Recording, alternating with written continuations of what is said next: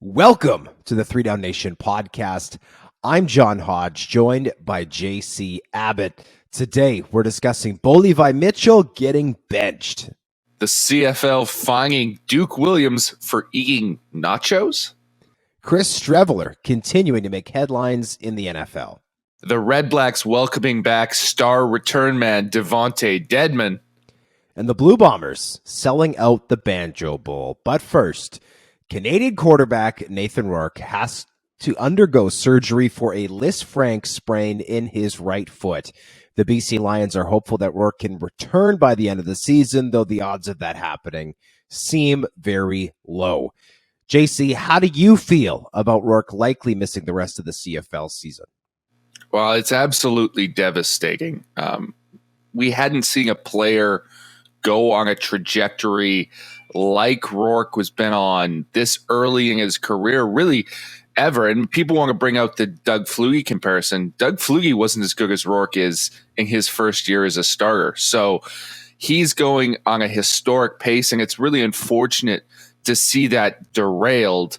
The numbers right now for his half a season of action are as good as any quarterback's full season of action, basically for the last 5 or 6 years. So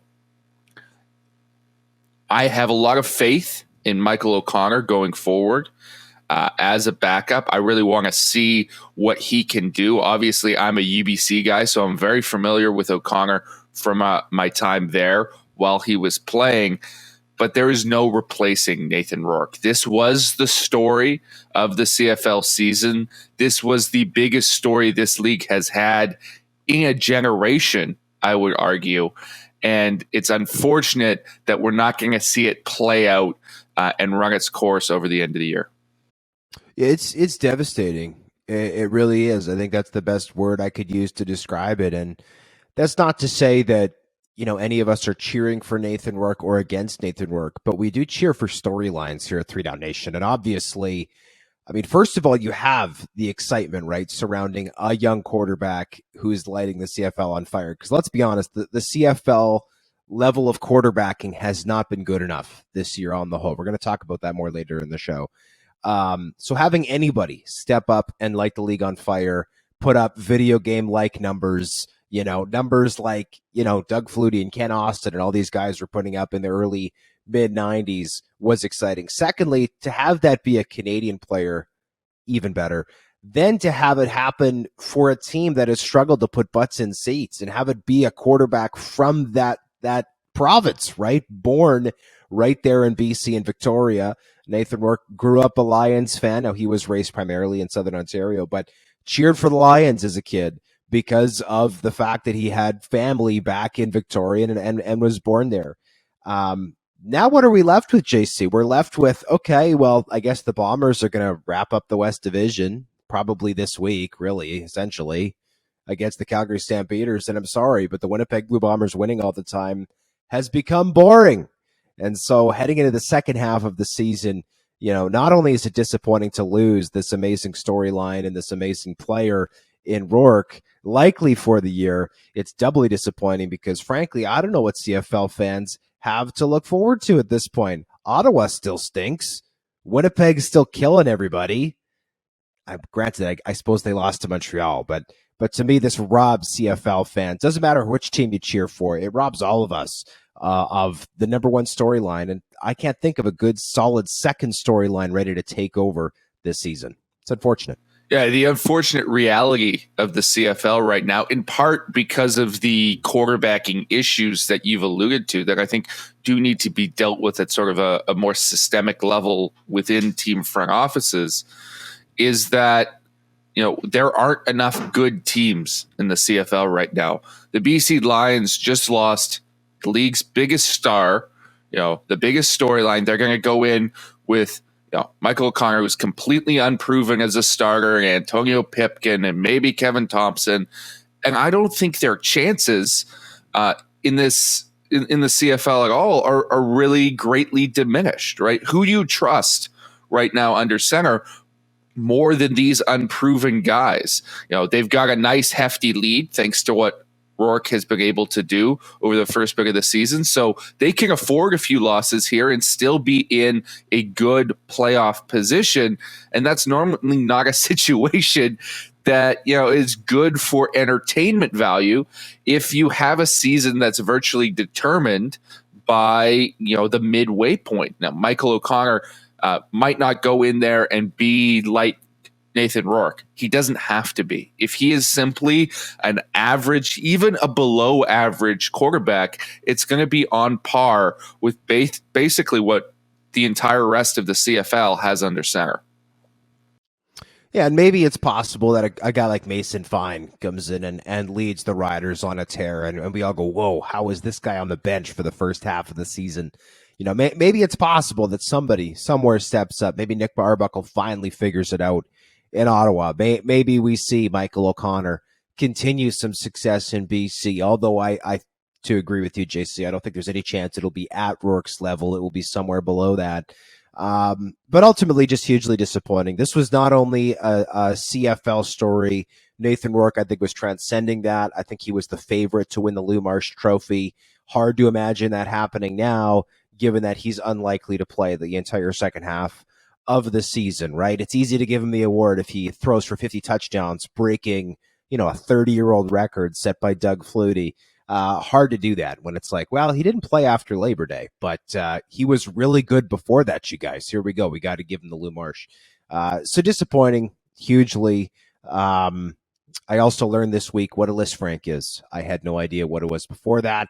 Apparently, I wasn't paying attention in biology class, but I digress. Yeah, I think it's worth touching on that injury just a little bit before we move on, because there are some ramifications here. I mean, for Rourke, especially, the Lions have said they are hopeful that he's going to return before the end of the season. That means basically a just under a 3-month recovery to get back in time for the playoffs. Now, that is possible with these Lisfranc injuries, even with surgery, but it's highly unlikely. Like, that is, he'd have to rehab as well as he's played this season in order to get back in time. There was a study that was done.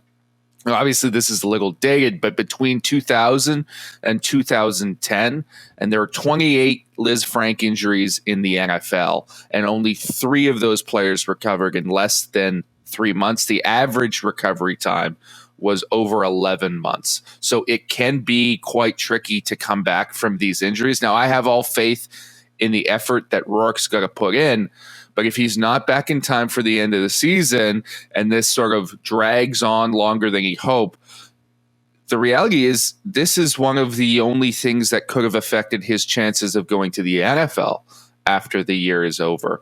And so you have to wonder how that's going to affect that reality. Now, the talent is clear in the games he's already playing. I think there's still going to be teams interested in him, but if he's not 100% in time to do workouts, once that NFL window hits, you have to wonder how comfortable these NFL teams are going to be signing him to a contract.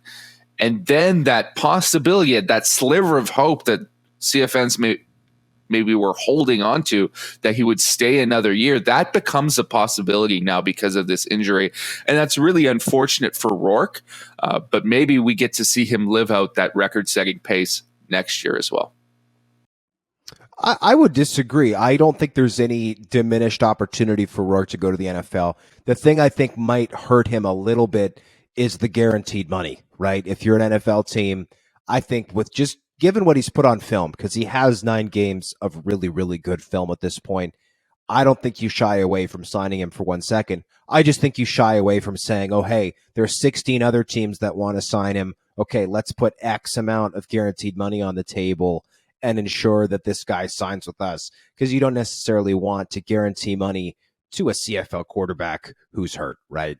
So I think the guaranteed money could be a factor, but I don't think there's any chance that he won't get signed, at least personally, due to this injury, unless there's some type of horrible, knock on wood, of course, but some type of terrible thing that happens during rehab and he ends up being out for, that 11 months or 12 months that you referenced as an average. One last thing on this topic, I do want to pay the BC Lions some respect for being extremely transparent and extremely timely in their dissemination of this information regarding Rourke's injury. There are teams in the CFL and in other pro leagues who would have taken this information and tried to hide it, done away with it, and or waited weeks and weeks to get it out. And I appreciate that the BC Lions are proactive in keeping their fans in the loop, keeping members of the media in the loop, and being extremely clear about this, and allowing Rourke to speak to the media. So kudos to the BC Lions. I certainly appreciated it, and I'm sure CFL fans feel the same way, because this guy, again,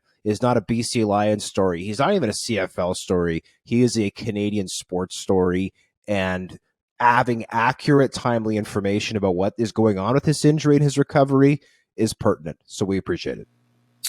The CFL fined Riders receiver Duke Williams for his touchdown celebration at Commonwealth Stadium, in which he entered the VIP field level fan seating and helped himself to a plate of nachos. No cheese, though, he said.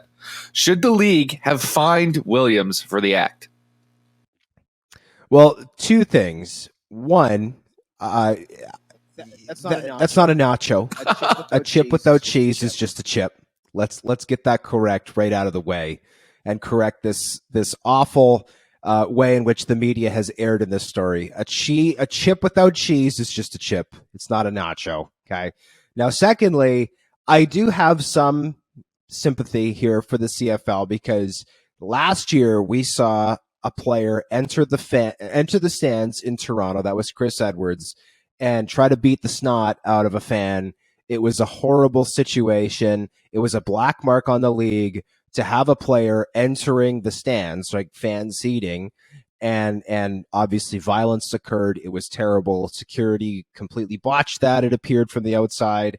And so having a player enter a fan zone is problematic for that reason. Obviously, Duke Williams approached Rider fans after scoring a touchdown. That's very different than hopping into the stands to accost a fan who has been annoying you. But from a legality side and insurance side of things, I appreciate the CFL's concern with this happening. That said, I hate the fact that Duke Williams got fined for this. I think this is maybe a situation where the CFL could have sent out a memo to players just reminding them of the policy, send it out to teams reminding them of the policy, but don't fine Duke. Why? Because this was sensational. It was excellent entertainment. And the fallout from this, I want to personally shout out Matthew McGilvery on Twitter, who sent nachos to the league office. This was the greatest act of trolling I think I can ever think of in my 10 plus years of being on CFL social media. This was an A+ effort from him, and I respect the Rider fans who have set up the GoFundMe to pay for Duke's fine. Duke does not need your help paying for the fine, though, mind you, he has been fined several times this season, at least through the suspension, the helmet throwing, those things that went on. But I liked everything about this except for the fact that the fine occurred. I appreciate that the CFL needs to keep fans and players safe, but I think this was maybe a situation where they could have aired differently. I just want to point out that McGilvery's little joke was absolutely hilarious, but it was unsuccessful because apparently there's no one in the league office at noon on a Friday when it's a game day. How does that work? That boggled my mind when he was not able to successfully deliver the nachos because there was no one at work. So I've got some questions there. But in terms of the fine, I think the important thing that you point out, Hodge, is that there's a distinction on why Duke is being fined. I know a lot of Riders fans are upset because he's being fined for the celebration. That's not actually what it's for. It's for him violating the league's security protocol by entering the stands. Now, this is sort of a gray area in my mind because he's not actually leaving the field of play, as it were. This is field level seating at the back of the end zone.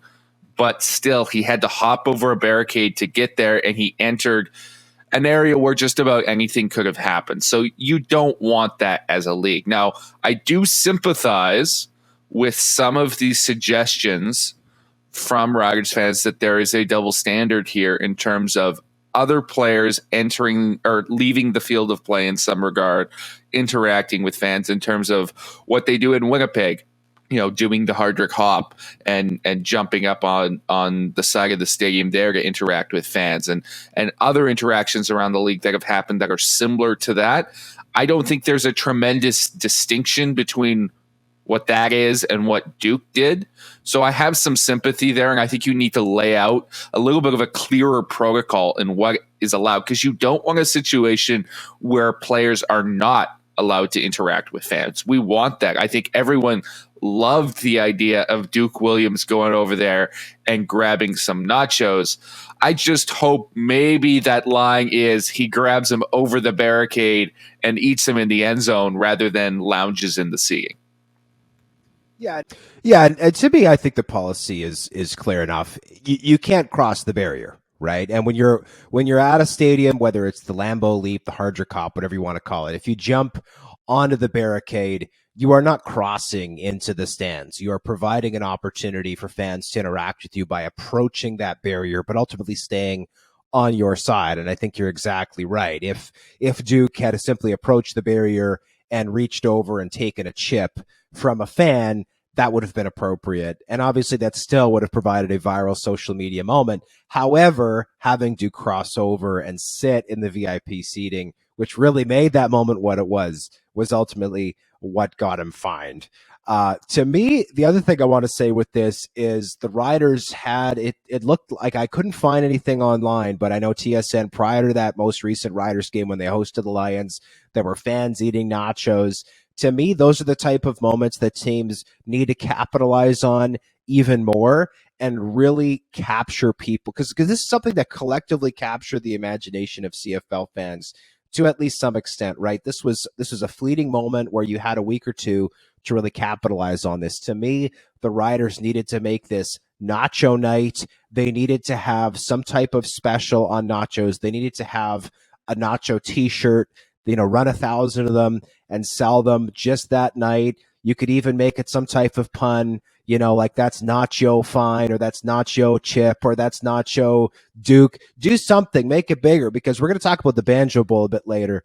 The Banjo Bowl literally stemmed from just a comment that Troy Westwood made, and we're still talking about it 18 years later because it was capitalized on the right way in an appropriate, pertinent timeline, and it has since become embedded inside the culture of the CFL.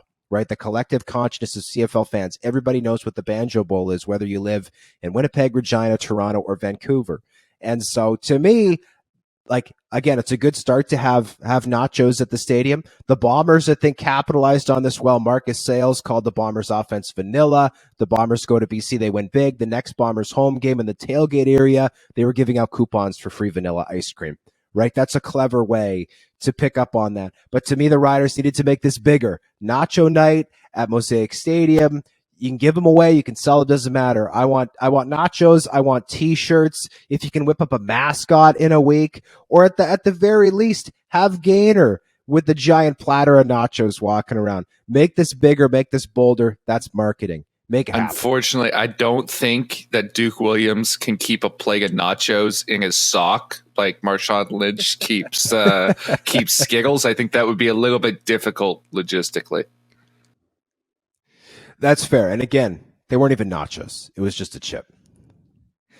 Bo Levi Mitchell and Cody Fajardo were benched at halftime of their respective games this past week. Jake Mayer helped lead the Stamps to a 22-19 victory over the Argos, while Mason Fine threw a touchdown pass in a lopsided loss to BC.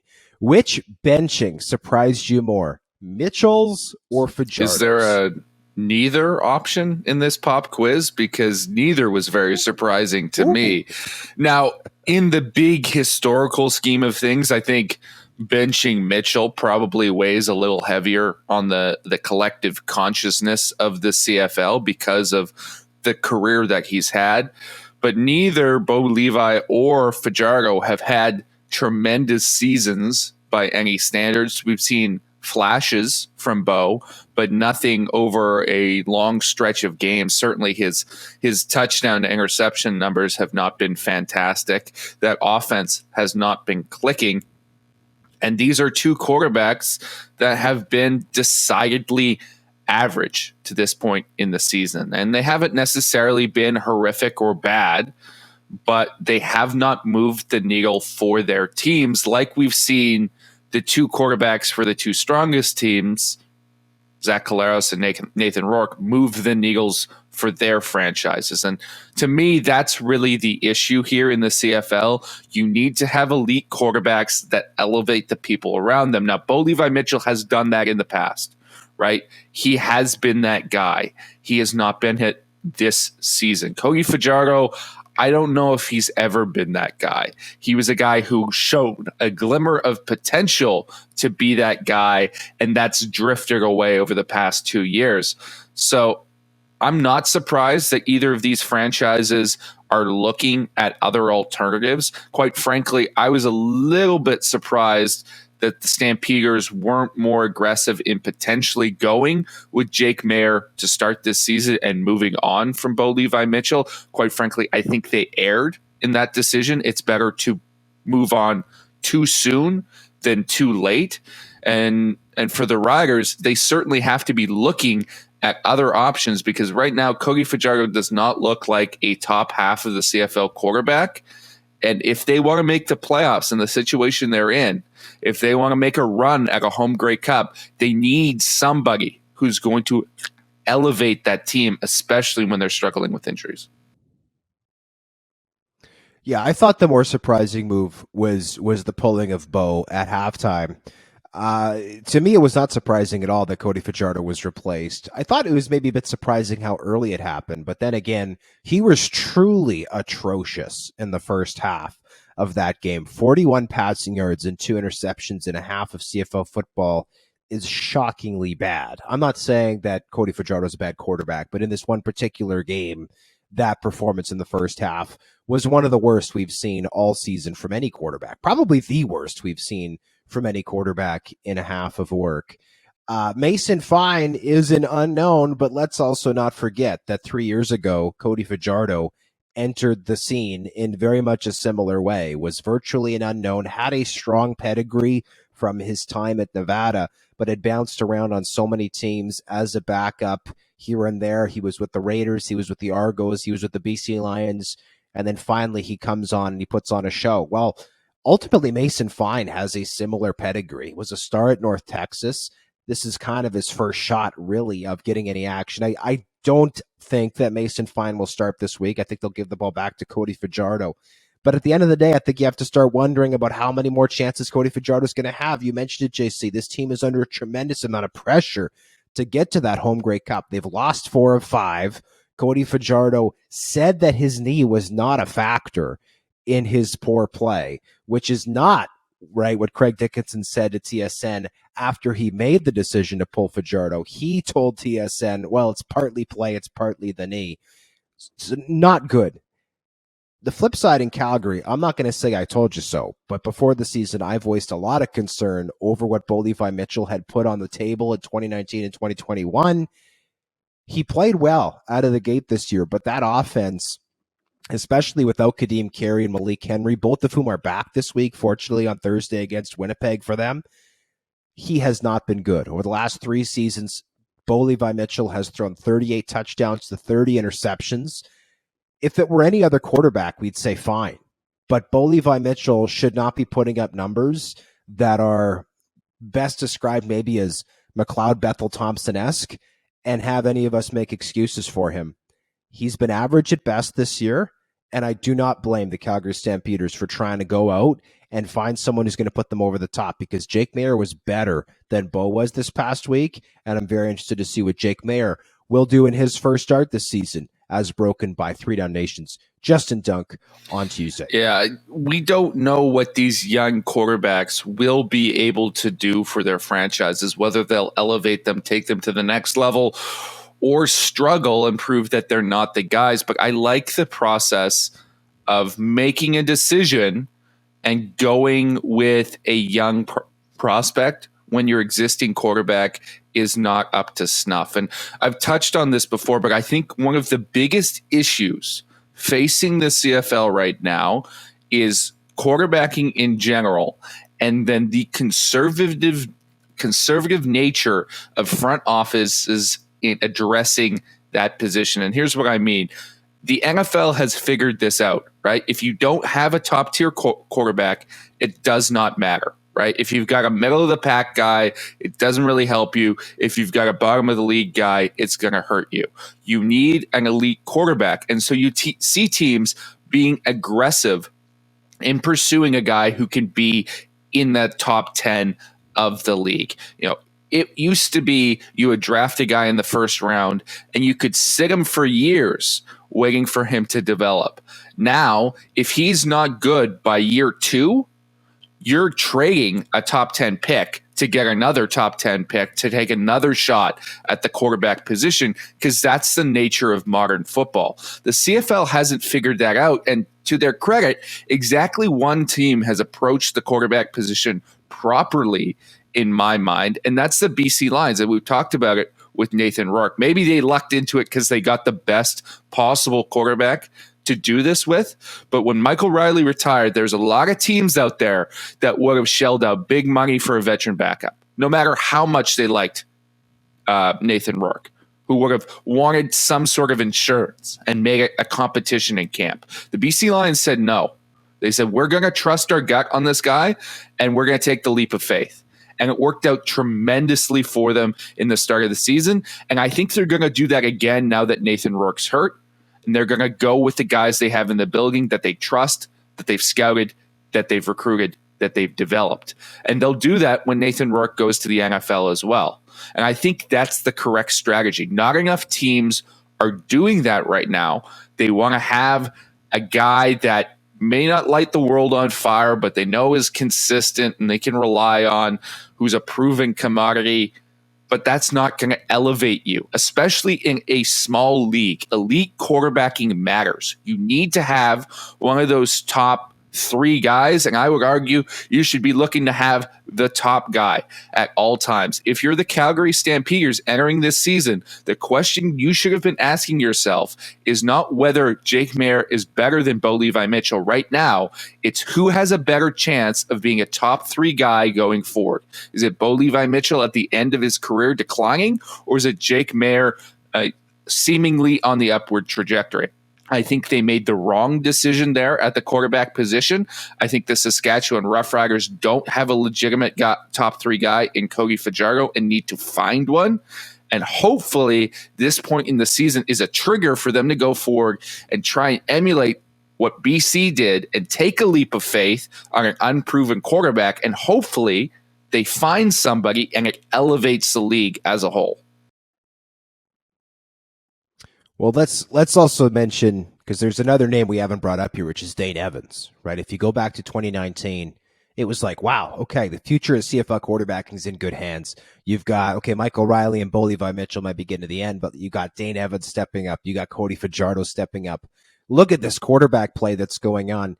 And those two have not continued taking those steps to become the next elite passers. Right now, they're more following the trajectory of guys like Jonathan Jennings or guys like James Franklin, where they're looking more like flashes in the pan than guys who are able to continue having success. And don't get me wrong, having continued success at an elite level in the CFL is an extremely hard thing to do. Not many players are able to accomplish that.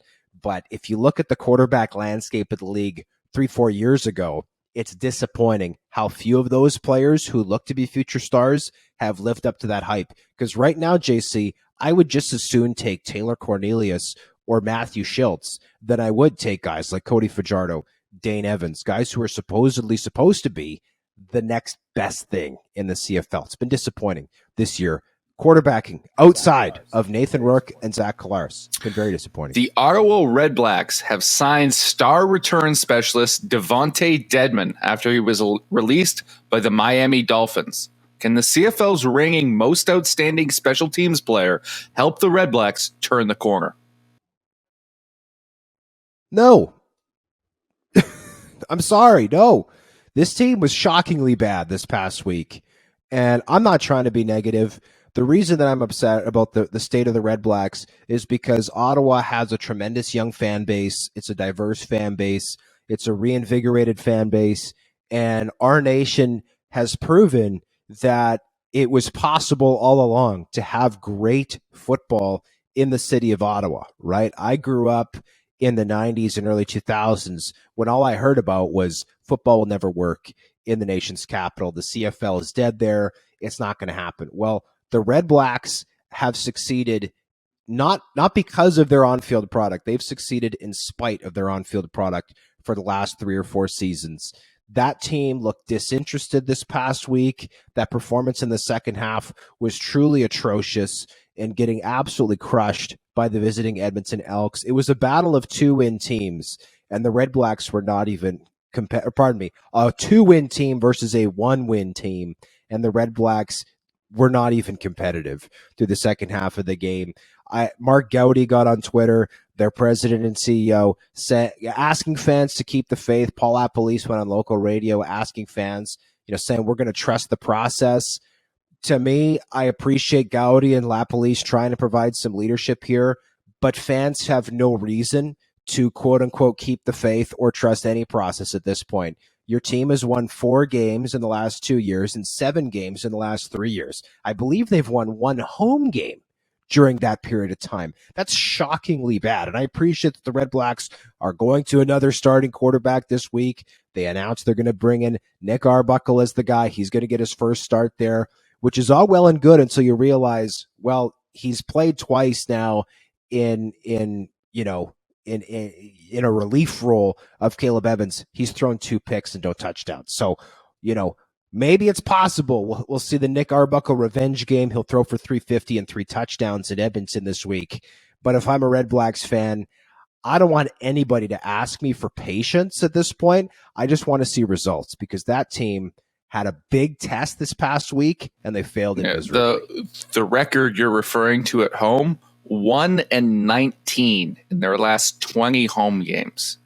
Why would anyone pay money to go watch a team in stadium when you know the result is that certain? If you can't get a victory more than once in 20 tries at home, I'm pretty sure any other team in sports can do better than that. The Ottawa Redblacks are historically bad at home. Now, what makes it worse for me is this is a better team than that. The roster that general manager Sean Burke put together this offseason, I think a lot of us really liked the way it was constructed. We saw the talent level go up from what it had been a year ago. And I think that has been proven true on the field. I like some of the elements that they've brought into that building. They are better than a 1-win football team right now. But the finger has to be pointed at head coach Paul Lapalisse because he is not getting it out of them, and that team looks disinterested. That offense looks inept, which is supposed to be his specialty, and he's making some really questionable coaching decisions, not just in this past game, but all throughout the season. And you have to start to wonder, and I think it's far past time to wonder, about whether they need to move on from Paul Lapalisse if they're going to get the most out of this roster. Now, I really like Lapalisse. I think he's a good guy. I liked him when he was on TSN. I think he's done some tremendous things as an offensive coordinator. But some of us are just not built for certain roles. And he just might be a guy who's not, designed to take on all that responsibility of a head coach and an offensive coordinator, because clearly the results are not good enough for the level of roster that he's got. And I know they've lost Jeremiah Mazzoli for this season, and that's a huge blow. But they were winless with Jeremiah Mazzoli as well, right? And Caleb Evans has shown some flashes. And now they've got Nick Arbuckle. There is no excuse for their record in this terrible East Division to not be competitive. And right now, my prediction for last week was that the Redblacks would lose. And the way I phrased it in our weekly picks was Ottawa should win this game. They won't. And that's how I feel about them this season, is that they go into every game, or they go into a lot of these games with better rosters than some of these other teams, and they can't win them because they just don't have the leadership right now to pull that off. Yeah, and I'll say this too. I was absolutely in the same boat as you, JC. I like this roster.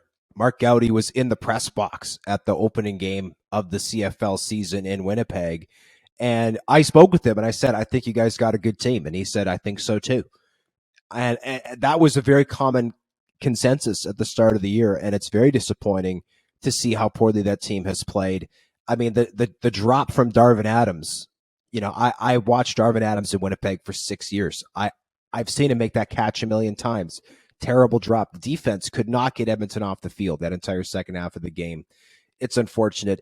To me, the most, and I'll touch on your Lapalisse comments there, JC, I have a tremendous amount of respect for Paul Lapalisse as an offensive coordinator, but when he was on TSN 1200 on Monday, he was asked about his team's performance in the second half and about halftime adjustments, and he essentially denied that halftime adjustments were at all a factor in the team's loss and just blamed execution, which to me, the translation is, no, my game plan's great. The players aren't good enough, which I'm sorry is just not something that leaders say. Of course, I'm paraphrasing his words. Feel free to check them out on the site or the original interview at TSN 1200. But to me, that is not the statement of a leader. That is the statement of someone who's looking to pass the buck, which is not appropriate when you're a head coach and your team is 1-8. And as you said, JC, a weak division. That team is still technically only 3 wins out of first place, but it's hard to imagine them winning anything at this point in time. You can't. You got beaten by Edmonton by 18 points at home. That's crazy. Well, we'll see. Maybe DeVonte Dedmon will help them, but I'll also say this: DeVonte Dedmon was there in 2021. Team stunk then. Yeah, he'll help give the home fans something to cheer about. Stay in there, our nation. I feel for you. You're the best thing about the Ottawa Redblacks right now. It's you, not the team. Chris Streveler continues to shine in preseason action with the New York Jets, this time completing 8 of 11 pass attempts for 119 yards, 1 touchdown, and 1 pick to lead the team to a 24-16 victory over the Atlanta Falcons. Head coach Robert Saleh gave Streveler props after the game, saying, quote, "He's a warrior and a fighter, and it's been cool to watch him play," close quote.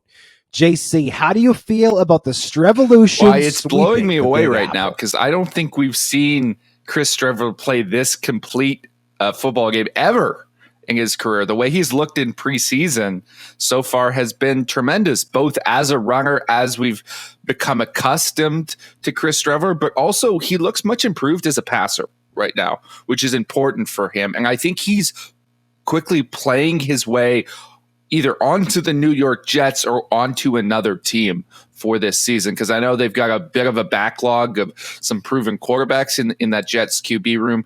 Obviously, Zach Wilson is going to be injured for just the start of the season, but he's going to be back quickly.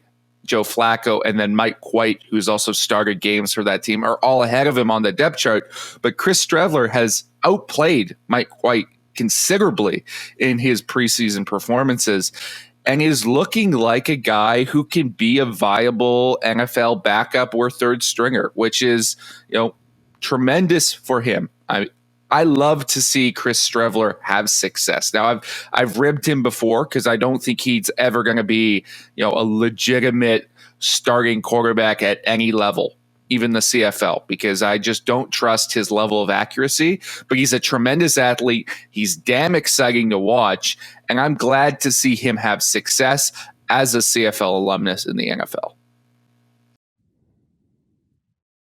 Well, and to me, Chris Streveler is not a weapon who should be used as a traditional starting quarterback. He is somebody who should factor into your game plan every single week, even if he is your third stringer. And I know last week, JC, you talked about how the analytics show that, having a receiver is better than a quarterback, blah, blah, blah. And all you analytics nerds can go huddle around a campfire somewhere and talk about the numbers. To me, I want the best football players, and Chris Streveler is a better football player than a lot of guys who are on NFL rosters. I don't care what position they're on. I think Chris Streveler is showing exactly right now what he showed in the CFL, which is that he is an elite football player. He's not an elite quarterback. He's not an elite passer, but he is an elite football player. The way in which he can make plays happen is unbelievably fun to watch. It is must-watch entertainment value. We've seen fans all over social media, NFL fans, I should say, in the States, tweeting about how Chris Streveler is this new and amazing phenomenon, which is funny as CFL people who have known this for years and years, as many of our listeners have known for years and years. Chris Streveler has always been that guy. You're just learning about him now in 2022, 4 years after the fact.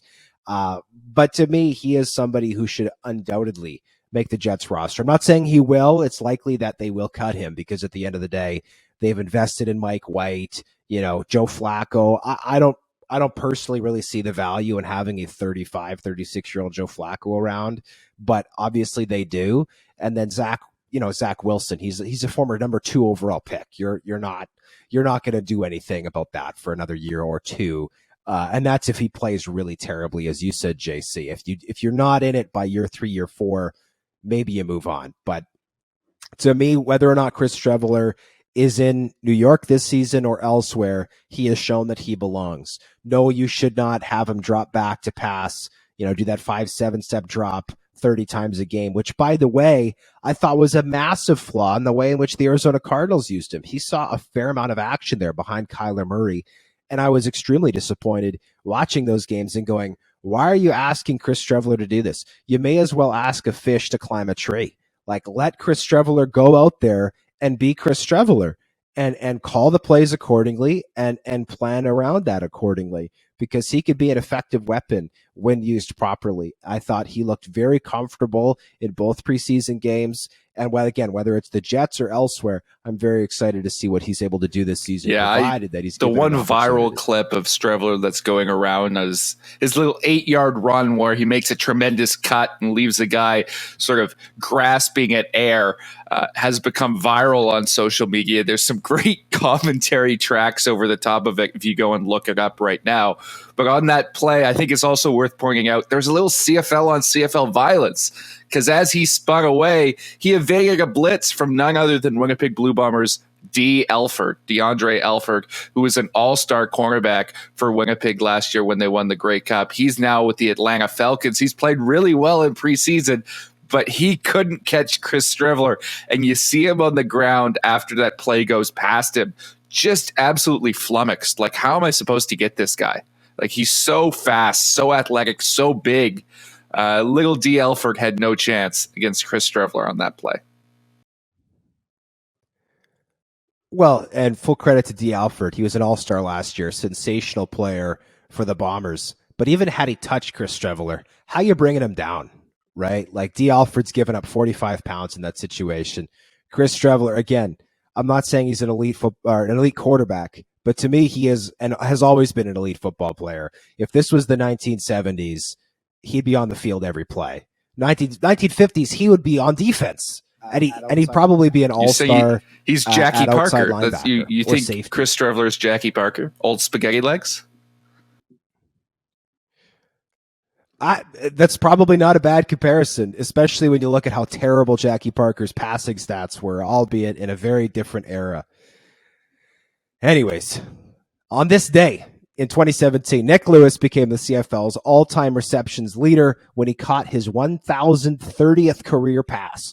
The longtime Stampeder would retire at the end of the season with the Montreal Alouettes, finishing with 1,051 catches for 13,778 yards and 68 touchdowns.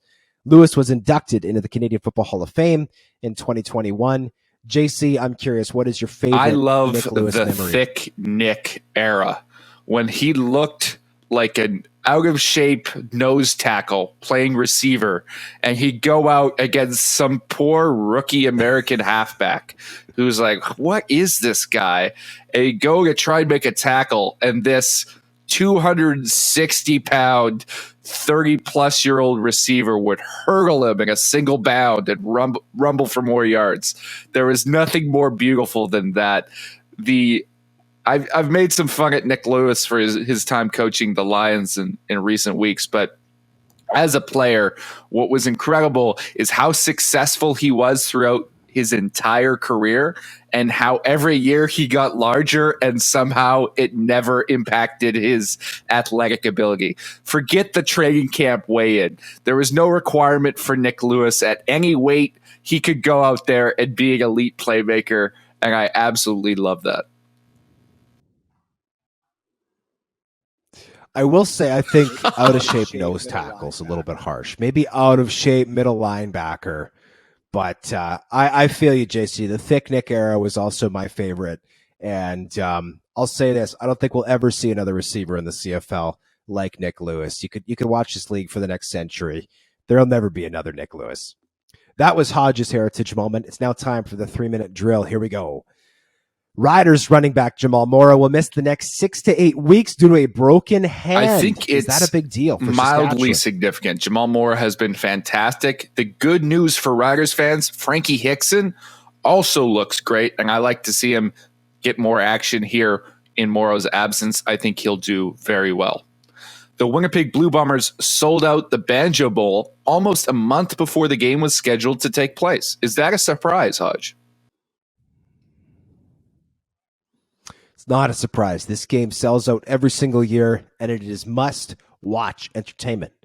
Edmonton Elks running back James Wilder Jr. announced his season is over and that he'll have to undergo spinal surgery to continue his career. Have we seen the last I of hope James he can Wilder come Jr.? back from this, but the tone of his statement in revealing this injury seemed to be questioning at best his future, and this seems like it's a significant issue. It may be time for James Wilder Jr. to step away from the game. I know he's got some things on the business side going on down in Florida. Maybe it's time to focus on that. Really unfortunate because a tremendous player he was. The Ticats signed former Alouettes defensive back Rodney Randall Jr. Is that a good sign? I mean, he's played boundary halfback in this league. That's the toughest spot to play in the secondary. Can't hurt to bring him in as a depth player. The Ticats moved perennial all-star linebacker Simone Lawrence back onto the 6-game. I think it's a blow, but not a huge blow? one, right? They've dealt without Simone Lawrence this season already. I think they've done well, and he's no longer, in my mind, the best linebacker on that team because Jovan Santos Knox is having a tremendous season in the middle. Yeah, it hurts to lose Simone, but they'll be able to get past it over the next couple of weeks. Saskatchewan suspended American linebacker Gary Johnson Jr. 1 game for violating the team's code of conduct. Is that justified? Well, I have a ton of questions about this, none of which the Riders would be willing to answer. When Garrett Marino went through all of that, I believe Dave Dickinson said they would have sat him for a game or two, though they're not necessarily able to suspend players as a team. That has to come from the league. The team can fine but not suspend. All of a sudden, the team is suspended. I'm not sure how this works. The New Orleans Saints placed Canadian offensive lineman Sage Dockstader on injured reserve and then released him with a settlement. Do you think we'll see him in the CFL? Well, it'll be some time if it's injury related, right? He's got to get healthy, but I think he is going to be in the CFL at some point with the Toronto Argonauts who drafted him. He's a tremendous prospect, could be a starter at tackle at some point in his CFL career. The Riders posted a $3.9 million profit for the 2021-2022 fiscal year. Is that good news for the green and white? It absolutely is. Obviously, the team incurred greater losses, I think, to the tune of $7.5 million in 2020. But to get out of that hole by that much in just one season, I think is really good news, especially because, of course, the Riders will get a big boost from hosting the Grey Cup this year. The Dallas Cowboys waived Canadian kicker Liam Hajrullahu and appear set to roll with former CFL kicker Brett Maher. It is surprising to me because by any CFL fan's opinion, Liam Hajrullahu is far superior to Brett Maher as a kicker, and I think he's made more kicks in preseason as well. But clearly the Dallas Cowboys, from what they've seen in practice and their prior experience with Brett Maher, remember he was their team's kicker for a short little stretch there, hit some massive field goals, if I recall correctly. I think some well outside of 50 at the time. They trust him a little bit more with that job than Haralahu. Andrew Harris said he believes he has more gas left in the tank, but hasn't ruled out retiring after suffering a season-ending chest injury. Have we seen the last of the future Hall of Famer? I mean, I think Andrew Harris will play as long as a team is willing to have him. To me, the question is, does he get signed? Toronto signed him this year. I don't think they were the only team willing to sign him. I think Winnipeg would have been happy to bring Andrew Harris back on a small deal. They did make him a contract offer that he deemed unacceptable. Does somebody bring him in at the age of 36? I think there's a chance, but I would not at all be surprised if we have seen the last of Andrew Harris. And if so, hey, the Hall of Fame awaits. We thank you, as always, for listening to the 3 Down Nation podcast. We'll see you again next week.